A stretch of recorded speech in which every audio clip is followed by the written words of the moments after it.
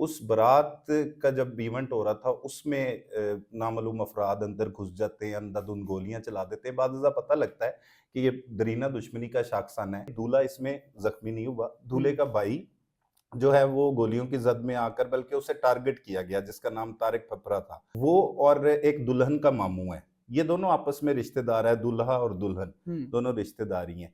तो वो मोहम्मद अनार उसका नाम है, वो जिंदगी की बाजी हार गया। फिर तीन दोस्त थे दूल्हे के, उसमें खिजर अयाद था, मोहम्मद हुसनैन था, शाहिद था, ये शदीद जख्मी हुए। डॉक्टर मजहर इकबाल 2020 में कत्ल हो चुका है और 2018 में इस दुश्मनी का आगाज तब होता है।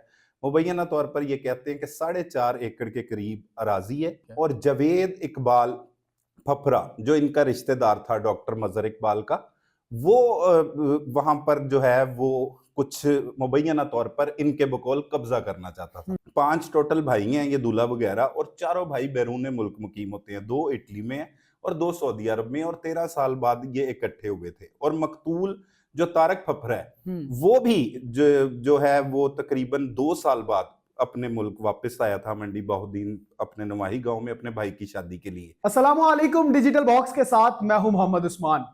नाजरीन, कुछ रोज पहले मलकवाल के एक शादी हॉल में गोलियों की बारिश हुई जिसमें दूल्हा शदीद जख्मी हुआ, कुछ लोग भी अपनी जान से गए। मेरे साथ senior crime analyst Salman Qureshi साहब मौजूद हैं। क्राइम पर बड़ी गहरी नजर रखते हैं, हर खबर को पहले ब्रेक करते हैं। इनसे जानते हैं कि मलकवाल का आंखों देखा हाल क्या है। सर अस्सलाम वालेकुम। वालेकुम सलाम। सलमान साहब खैरियत से हैं आप? जी अल्हम्दुलिल्लाह भाई।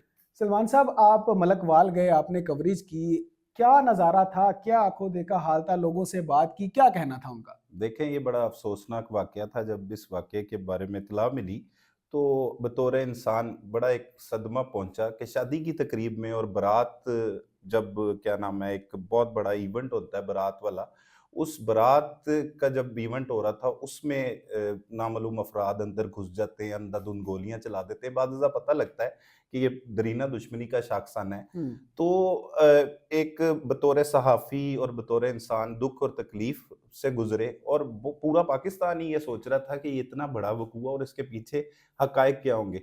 जब उसकी खोज के लिए निकले, पहले तो ये है कि दूल्हा इसमें ज़ख्मी नहीं हुआ, दूल्हे का भाई जो है वो गोलियों की जद में आकर, बल्कि उसे टारगेट किया गया जिसका नाम तारिक फफरा था। वो और एक दुल्हन का मामू है, ये दोनों आपस में रिश्तेदार है, दूल्हा और दुल्हन दोनों रिश्तेदारी हैं।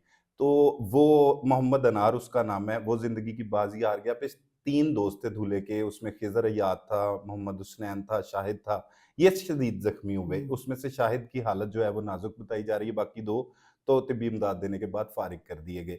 अब ये दुश्मनी का आगाज 2018 में होता है, और ये दुश्मनी दूल्हे के भाई की नहीं है, बल्कि दूल्हे का चचाजाद जो भाई है जिसकी बेटी के साथ उसकी शादी थी, उसका नाम है डॉक्टर मजहर इकबाल। डॉक्टर मजहर इकबाल 2020 में कत्ल हो चुका है और 2018 में इस दुश्मनी का आगाज तब होता है। मुबैना तौर पर ये कहते हैं कि 4.5 एकड़ के करीब अराजी है जो सरकारी अराजी है। और जवेद इकबाल फफरा जो इनका रिश्तेदार था डॉक्टर मजहर इकबाल का, वो वहां पर जो है वो कुछ मुबैना तौर पर इनके बकौल कब्जा करना चाहता था। उस कब्जे में इन्होंने रुकावट डाली, उसकी वजह से सबसे पहली जो एफआईआर होती है, वो जो ये दूल्हा है मोहसिन रजा, इसका भाई है एक मोजन जो अब इस मुकदमे का मुद्दई भी बनना है। ठीक है। वो जख्मी हो जाता है, उनकी जानिब से फायरिंग का वाकया रूनुमा होता है इसी गांव फफरा में। और जख्मी होने के बाद एक वो एफआईआर इनके खिलाफ करवा देते हैं। एक नजीर नामी शख्स है, उसके मतलब उसे जख्मी करने की, टॉर्चर करने की एफआईआर दर्ज हो जाती है इनके खिलाफ। फिर ये सुलह सफाई की इनके बकौल कोशिश करते हैं। इनमें एक मोहम्मद आसिफ है जो चेयरमैन है, जो तारक फिफरा वगैरह का कजन है और इनके घर का समझे सरबराही समझ ले। और ये चारों भाई, 5 टोटल भाई हैं ये दूल्हा वगैरह, और चारों भाई बैरून मुल्क मुकीम होते हैं। 2 इटली में हैं और 2 सऊदी अरब में, और 13 साल बाद ये इकट्ठे हुए थे। और मकतूल जो तारक फफरा है वो भी जो है वो तकरीबन 2 साल बाद अपने मुल्क वापस आया था, मंडी बहुद्दीन, अपने नवाही गांव में अपने भाई की शादी के लिए। अब तारक फपरा जब डॉक्टर मजहर इकबाल मर्डर हो जाता है तो तब ये गवाह बनता है, शहादती जिसे कहते हैं, जी। उस एफआईआर में। उस एफआईआर का मुद्दई तो डॉक्टर मजहर इकबाल का बेटा इलियास होता है, लेकिन ये गवाह बन जाता है और साथ में वो जो चेयरमैन इनका रिश्तेदार है, जो सरबरा इनका गिना जाता है, वो उस एफआईआर में शहादती बन जाता है। ठीक है। ये कहते हैं हम इसके बावजूद सुलह सफाई की कोशिश करते हैं, लेकिन ये सुलह के लिए कोई पल्ला नहीं पकड़ाते, ये एक पार्टी का मौकफ है। और फिर ये होता है कि 2023 21 नवंबर 2023 में शाहिद भल्लड़, अब ये एक नया गैंग एंटर हो रहा है। अब ठीक है। ये इस ग्रुप की इन फफरा वगैरह के साथ कोई दुश्मनी नहीं है। फफरा की आपस में, फफरा बरादरी की आपस में चल रही है जवेद इकबाल के साथ और मजहर इकबाल की जवेद इकबाल के साथ। मजहर इकबाल मर्डर हो चुका है। अब शाहिद जो है वो, उसके बारे में बताया जा रहा है, वो 7 ही गांव है, ये फफरा गांव है और फफरा गांव से तकरीबन 1 किलोमीटर भी फासला नहीं होगा, साथ भल्लड़ गांव एक शुरू हो जाता है। वहां का है शाहिद भल्लड़ और वो 2023 21 नवंबर में जवेद इकबाल के पास आया होता है, क्योंकि जवेद इकबाल के साथ उनकी रिश्तेदारी है, कोई शादी वगैरह आपस में इन्होंने की हुई है। तो वहां पे ये वो इल्जाम आयद करते हैं कि मोहम्मद आसिफ जो चेयरमैन है और तारक फफरा और दीगर मुल्जमान, जिसमें इलियास डॉक्टर मजहर इकबाल का बेटा, इन्होंने अंधाधुंध फायरिंग की और उस फायरिंग के नतीजे में शाहिद भल्लड़ जो है वो मारा गया। ठीक है। अब ये जो है ना कत्ल, इस दुश्मनी की आग को बहुत ज्यादा भड़का देता है। 2 साल तक तो बड़ा सुकून रहता है, अमन रहता है। इनके खिलाफ जो मुकदमा दर्ज होता है पहले डॉक्टर मजहर इकबाल वाला, उसमें वो जवेद इकबाल वगैरह बेगुनाह हो जाते हैं, नजीर उसमें होता है, वो भी बेगुनाह हो जाता है, और जो मुल्जमान होते हैं वो बेगुनाह हो जाते हैं। अब ये जो मुकदमा दर्ज होता है, इसमें भी पुलिस में ये शामिल तफ्तीश होते हैं, 2-3 माह तक थाने में रहते हैं। उसमें तारक फफरा भी है, मकतूल मोहम्मद आसिफ भी है और इलियास भी है। ये सारे को पुलिस बेगुनाह कर देती है। मैं समझता हूँ कि पुलिस की इसमें तफ्तीश का भी कसूर है कि ये लड़ाई चलते चलते खौफनाक दुश्मनी में बदली और इतना बड़ा वकूआ इसकी वजह से सरअंजाम दिया गया। अब शाहिद भल्लड़ के भाई को बड़ा रंज है और उसे इनके बकौल, मकतूल पार्टी के बकौल जो अब मर्डर्स हुए हैं, वो कहते हैं कि जो हवा दी जा रही थी वो जवेद इकबाल फफरा की जानिब से दी जा रही थी कि ਤੁਹਾਡੇ ਭਰਾ ਨੂੰ ਇਹਨੇ ਮਾਰਤਾ ਹੈ ਤੇ ਇਹਨਾਂ ਦਾ ਕੋਈ ਬੰਦੋਬਸਤ ਤੁਸੀਂ करो। अच्छा, उसके बाद तारिक बेगुनाह होने के बाद सऊदी अरब चला गया। ठीक है। और एक जो उनका गनमैन था उस पे कत्ल का मुकदमा इन्होंने फिट कर दिया शाहिद भल्लड़ का। ठीक है। जो इलियास वगैरह का, डॉक्टर मजहर इकबाल के बेटे का गनमैन था ना, उस पे डाल के उसे जेल में भिजवा दिया। बाकी सारे लोग बेगुनाह हो गए। अब ये भी बेगुनाह हो गए हुए थे पुराने मुकदमे में से। इसके बावजूद इनके मुताबिक इन्होंने सुलह की कोशिशें की, सुलह नहीं हो सकी और फिर बिल आखिर ये जो एक वकूआ हुआ जब मोहसिन रजा शादी के लिए आया। मोहसिन रजा सबसे बड़ा है भाइयों में, ये जितने 5 भाई हैं 2 बहनें हैं, ये सबसे बड़ा है। इसने सबकी शादी की पहले और अब ये आके 11 साल बाद अपने मुल्क वापस आया था और 13 साल बाद ये भाई आपस में सारे इकट्ठे हुए थे। 4 भाई मैं बता चुका हूँ बैरून मुल्क है। अब जब शादी की तकरीब थी तो फायरिंग हुई। अब इसमें ये इल्जाम आयद करते हैं कि जो फैसल शहजाद है उसे मरकजी मुल्जिम डिक्लेयर किया इन्होंने। फैसल शहजाद वो है जो शाहिद भल्लड़ का भाई है। ठीक है। फैसल शहजाद भल्लड़, अब वो है, उसके साथ दीगर लोग रखे गए हैं, उसके साथ वो उसका भाई रखा गया अल्ताफ जो जवेद इकबाल का भाई है, ये फायरिंग करने वालों में रखा गया। 6 के करीब नामजद लोग हैं और 2 नामालूम है और 3 अफराद को इसमें उसमें रखा गया मशवरे में, जिसमें जवेद इकबाल खुद है, जवेद इकबाल के अलावा है अल्ताफ है और नजीर है।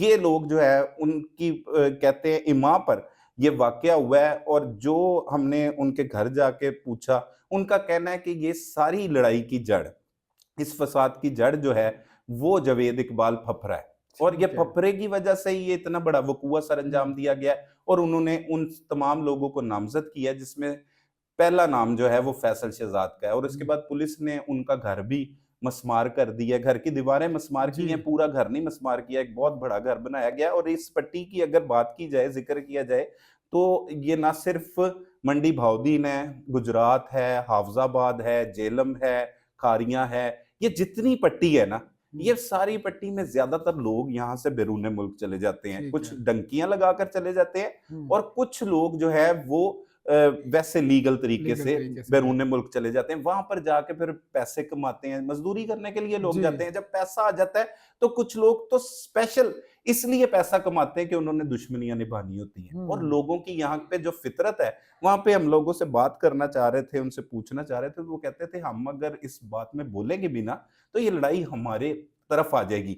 ये मंडी बहाउद्दीन नहीं समझे कि ये इलाका गैर है। मैंने ठीक कहा है ये कैसे मुमकिन है, एक तरफ सीसीडी का इतना खौफ रौब जी दबदबा और दूसरी तरफ आप ये घबरा रहे हैं।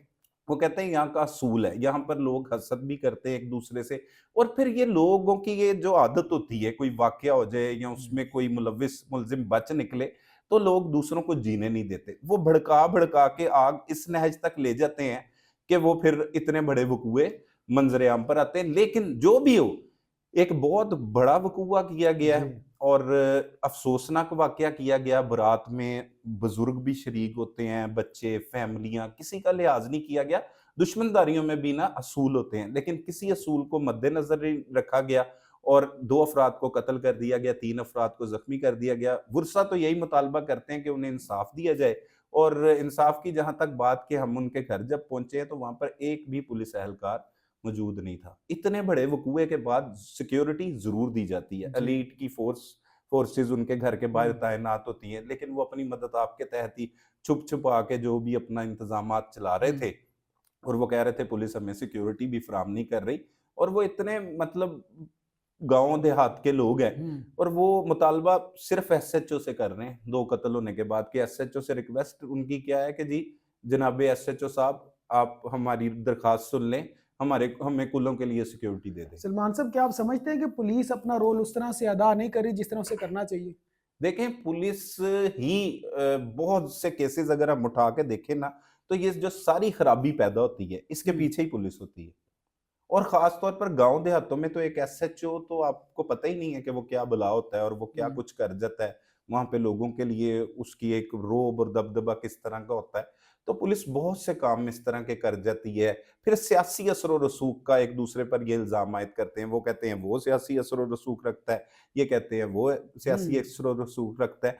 तो सियासी शख्सियात भी इसमें शामिल है। और ठीक ये है दुश्मनी देखते ही देखते फिर नफरत की आग इस तरह से बढ़ी कि हम्म अब तक 4 अफराद की ये ज़िंदगियाँ निकल चुकी है। ये जी दुश्मनी 2018 से शुरू हुई और अब हम्म ये मज़ीद शिद्दत इख्तियार कर जाएगी ना। देखिए जब शादी की तकरीब में फायरिंग हो गई, अब मैं एक बयान सुन रहा था, वो जो पकड़े गए हैं कुछ मुल्ज़मान पेश हुए हैं, उनमें जावेद है, जिस पे मरकज़ी किरदार जिसे कहा जा रहा जी है मास्टरमाइंड हम्म जावेद है, उसका भाई है अल्ताफ़ है और एक ममरेज़ नाम का लड़का जो नामज़द किया गया है जी मतलब कत्ल करने में। जी उन्होंने जिन लोगों को नामज़द किया है, ये तो 2 मशवरे में है ना।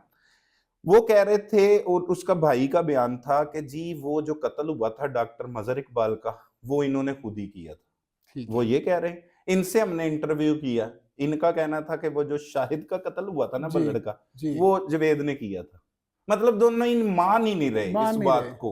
चले ठीक है वो तो बेगुनाह हो गए, चले हो गए। हम्म अब एक कोई ना कोई तो कसूरवार उसमें डिक्लेयर हुआ ना, जी वो उसको तो पुलिस ने भेजा उसके हम्म गार्ड को। तो गार्ड अगर वहां पे गया जो सिक्योरिटी के फराइज सर जी अंजाम दे रहा था लियास मजहर इकबाल के घर में, हम्म तो कम से कम इतना तो माने। लेकिन ये बस इसी तरह के मामलात हैं और गांव देहातों की दुश्मनियां बड़ी खौफनाक होती हैं। हम्म वैसे इन्हें वार्निंग तो दी गई थी हुकूमत की जानिब से, बल्कि सीसीडी के सरबरा ये कहते थे कि आप चले जाएं यहाँ से, अगर आपने दुश्मनदारियां निभानी जी दुबई चले जाएं। जी लेकिन बिल्कुल इसके बावजूद भी इस तरह के लोग जो हैं वो नफरतों में जलते जलते कोई भी वकूआ सर अंजाम दे देते हैं। सलमान साहब आखिर में मुझे ये बताइएगा कि अभी तक कोई गिरफ्तारी हुई है या नहीं? यही मैं बता रहा हूँ, ये पेश ही हुए हैं 3 लोग ठीक जो है हैं वो प्रेशराइज जब पुलिस की जानिब से किया गया है हम्म तो वो पेश हो गए हैं। लेकिन उससे जो लवाहिकीन है मकतूलीन के, वो हम्म मुतमईन नहीं दिखाई दे रहे। वो कह रहे हैं कि अभी मुल्जमान जो है वो उनसे उस तरह तफ्तीश नहीं की जा रही। और जब कोई पेश होता है ना तो पेश अक्सर औकात लोग सिफारिशें करवा के ही होते हैं। जी कोई इधर से सिफारिश करवा ली, कोई सियासी हम्म शख्सियत की करवा ली, किसी पुलिस अफसर की करवा ली, तो वो गारंटी मिलने के बाद वो खुद थाने में जाकर अपनी गिरफ्तारी दे देते हैं कि हम बेगुनाह हैं, हमें शामिल तफ्तीश कर लिया जाए। वो अपनी बेगुनाही के सबूत भी दे देंगे। हम्म लेकिन अभी तक उस तरह से जैसे ये इतना बड़ा वाकया हुआ है कोई कार्रवाई अमल में अभी तक कानूनी तौर पर नहीं लाई गई। सलमान कुरैशी साहब, बेहद शुक्रिया आपके वक्त का। बहुत शुक्रिया। जी नाजरीन, आपने सलमान कुरैशी साहब को सुना, उन्होंने आंखों देखी जितनी भी हकीकत थी उससे आपको वाकिफ किया। अब इस बारे में आपकी क्या राय है हमें कमेंट सेक्शन में जरूर आगाह करें। अपना बेहद ख्याल रखें, अपने मेजबान को इजाजत दीजिए। अल्लाह आपका हामी और नासिर हो।